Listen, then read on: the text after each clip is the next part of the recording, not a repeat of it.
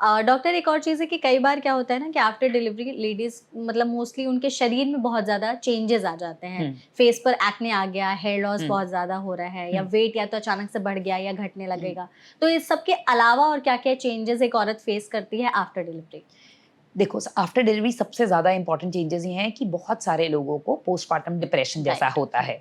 तो this is the most common thing which we see in our ladies, in our women after birth. कइयों को थोड़ा ज़्यादा, कइयों को थोड़ा कम, कइयों को बिल्कुल भी नहीं, बट ज़्यादातर लोगों को होता ही है। कुछ दे आर उनका फैमिली सपोर्ट इस तरह से होता है कि वो इसको ओवरकम कर जाते हैं। कभी-कभी ये इतना ज़्यादा हो जाता है कि ओवरकम नहीं कर पाती, साइकियाट्रिस्ट की हेल्प लेनी पड़ती है। बट जनरली अगेन मैंने कहा हेल्दी लाइफ़स्टाइल और अगर डाइट रहेगी, स्लीप ठीक रहेगी, तो आप पोस्टपार्टम डिप्रेशन या पोस्टपार्टम ब्लूज़ जिसे बोलते हैं, आप उसको भी ओवरकम कर जाते हो। सनलाइट बहुत ज़रूरी है उसके लिए, डाइट में आप कोकोनट वाटर लें, ओके। आप टी कॉफ़ी भी थोड़ा उसमें हेल्प करता है। Bananas, fruits, walnuts, almonds they also help in ये आपके डिप्रेशन को एले करने में। तो ये क्या अभी होना शुरू है पोस्टपार्टम डिप्रेशन या पहले भी लेडीज़ फेस करती थी? जनरली क्या होता था, लेडीज़ को इतना से नहीं होता था कि वो अपनी हर चीज़ को प्रोजेक्ट कर पाएँ। These days ladies are very educated, तो उनको हर चीज़ अपनी they are able to express. तो इसलिए थोड़ा आजकल ज़्यादा होता भी है बिकॉज़ इंडोर्स रहते हैं, फिज़िकल एक्टिविटी कम है, डाइट भी थोड़ी इस तरह से है। तो पहले भी होता था बट आजकल वो रिकॉग्नाइज़ करती हैं इसको, तो हमें ज़्यादा एनकाउंटर करने को मिलता है। तो मैंने जैसे बोला भी आपसे कि हेयर लॉस से बहुत सारी लेडीज़ परेशान हो जाती हैं, फेस पर एक्ने से या एकदम वो अपने वेट को लेकर के काफ़ी ज़्यादा डिस्टर्ब रहती हैं कि मेरा वेट इतना ज़्यादा बढ़ गया, तो उसको लेके वो कॉन्फिडेंट भी नहीं फ़ील कर पाती। तो ऐसी लेडीज़ आती हैं आपके पास अपनी परेशानी लेकर के कि अब डेफिनिटली मुझे yes, after 1 month they do come कि हेयर फॉल बहुत हो रहा है या वेट कम नहीं हो रहा। तो वी एक्सप्लेन देम कि लाइफ में हर चीज़ का अपना एक टाइम है। प्रेगनेंसी के दौरान वेट पे ध्यान नहीं देना इतना। देना है, ऐसा भी नहीं करना कि 25 किलो बढ़ाना है, लेकिन ऐसा भी नहीं करना कि खाएँ नहीं कि वेट नहीं बढ़े। तो कितना डिलीवरी के मतलब वेट बढ़ना इज़ नॉर्मल? हम कहते हैं 5 से 11 kilo during pregnancy is good enough. Okay. अगर आप ओवरवेट हो तो ढाई 3 4 किलो भी बढ़ाओगे तो भी काफ़ी है। हुँ। लेकिन ज़्यादातर लोग 20-25 किलो बढ़ा लेते हाँ। हैं और कुछ लोग सिर्फ 2 ढाई किलो ही बढ़ाते हैं। हुँ। अगर बेबी की वेट एडिक्वेट गेन कर रहा है बच्चा हुँ। और अगर मदर को डायबिटीज़ नहीं है, तो जनरली हमें वेट से इतना इश्यू नहीं होता अनलेस अनटिल आप बिल्कुल ओवरवेट हो जाओ। हुँ।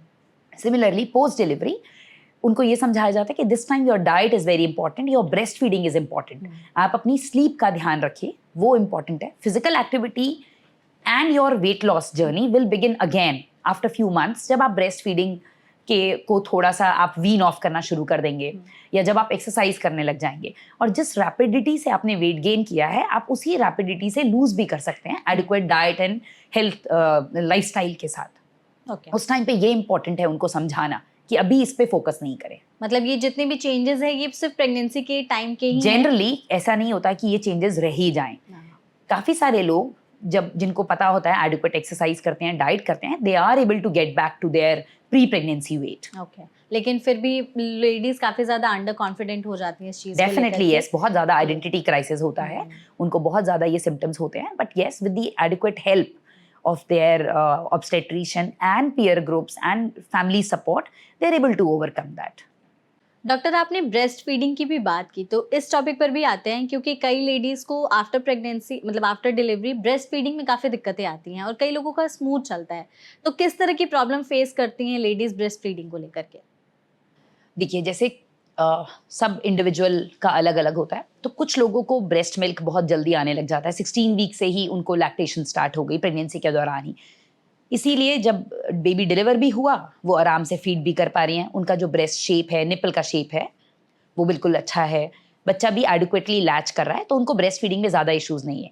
पेन वगैरह तो थोड़ा-सा ब्रेस्ट फीडिंग के दौरान ज़्यादातर लोगों को होता है, बट बहुत सारी लेडीज़ को मिल्क प्रोडक्शन में टाइम लग जाता है, 48 टू 72 आवर्स, कभी-कभी को थोड़ा और ज़्यादा या कुछ को नहीं आता। एज़ सच कोई मेजर फैक्टर नहीं है, जिनको हम कह सकें कि ये फैक्टर था, जिस वजह से ये नहीं कर पाईं।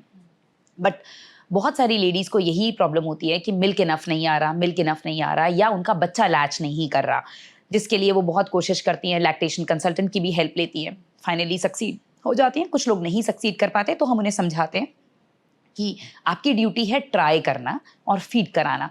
जितना आता है उतना कराइए, नहीं आता अपनी डाइट को इम्प्रूव कीजिए, अपने मेंटल हेल्थ को इम्प्रूव कीजिए, उससे भी बढ़ेगा। अगर फिर भी नहीं बढ़ता तो we have other options which are okay if the breast milk is not enough. तो कोई सुपर फूड्स हैं ऐसे जो ब्रेस्ट फीडिंग में हेल्प करते हैं? Yes, definitely we say there are few available in the market with few brand names also. Most of them are Ayurvedic ones, शतावरी और ये सब होता है उनमें. अगर हम घर वालों की बात करें तो हम कहते हैं कि if you take carom seeds, अजवाइन अगर आप लें या मेथी लें या जीरा पानी पिएं तो इन सब से, मसूर की दाल है, ये सब बहुत हेल्प करती है मिल्क प्रोडक्शन में. आप अपनी नींद पूरी कीजिए, अपना डाइट में लिक्विड्स, दूध खूब लीजिए तो उससे भी हेल्प मिलती है.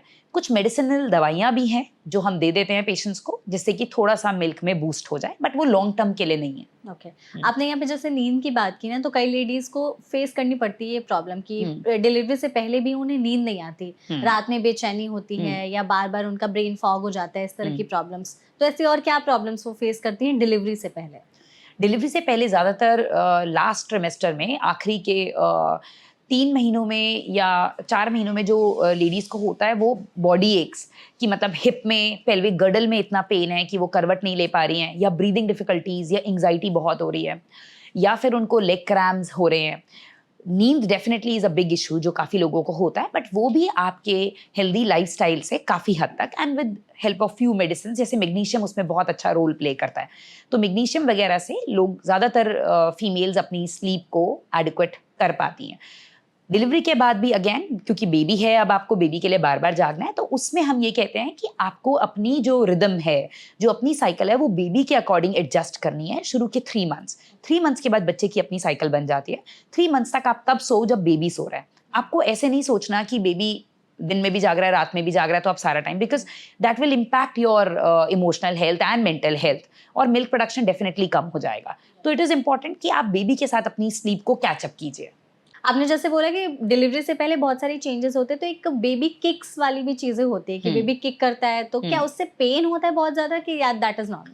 ज़्यादातर बेबी मूवमेंट से पेन नहीं होता. बेबी मूवमेंट ज़्यादातर लेडीज़ को 20 वीक्स के बाद, 18 से 20 हफ्ते के बाद फील होती हैं. किसी को 24-25 हफ्ते तक भी नहीं होती और किसी को 18 पे भी हो जाती हैं.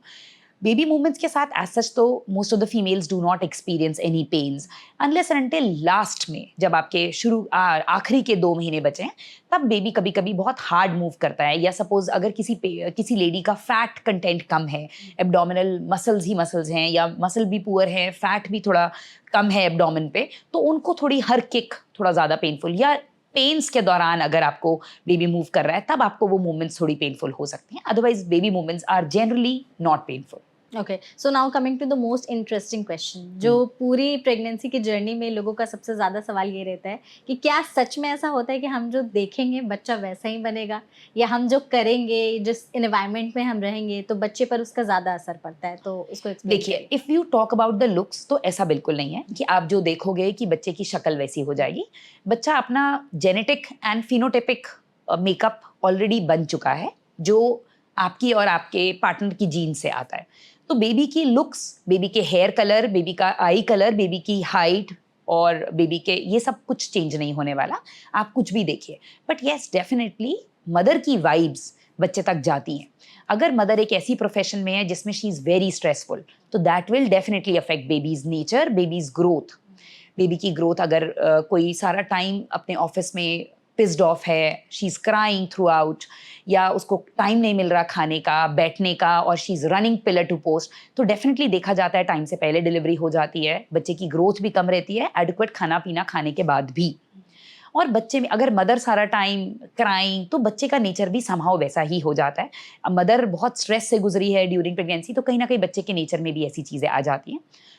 इसीलिए एक गर्भ संस्कार करके भी होता है. हम कहते हैं कि अच्छा सोचो, अच्छा खाओ, अच्छा ये सब करो, तो बच्चे में भी वैसी ही स्पिरिचुअल वैल्यूज़ भी आएंगी, मूड भी बच्चे का वैसे ही होगा. तो ये सब चीज़ें डेफिनेटली मैटर करती हैं if we talk about the vibes of the mother और nature of the baby. But looks wise yes definitely, आप फोटो लगा के अगर आप सोचते हो कि मेरा बेबी शाहरुख खान बन जाए, तो वो नहीं होगा. करेक्ट. अच्छा, ट्रैवल कर सकते हैं? Travel again is a very common question जो हम भी फेस करते हैं अपनी लेडीज़ से. ट्रैवल देखो, जितना ज़रूरी है, अनअवॉइडेबल है, सिर्फ उतना ही करें तो बेटर है. बिकॉज आप जहाँ ट्रैवल करके जा रहे हैं, छोटा travel 1 hour 2 hour is okay, you are in the city. But if you are travelling out of the city, अगर कोई कॉम्प्लिकेशन हो जो कि किसी को भी हो सकती है, तो आप, it is difficult for you to find the doctor there. फिर आप कैसे लोकेट करोगे?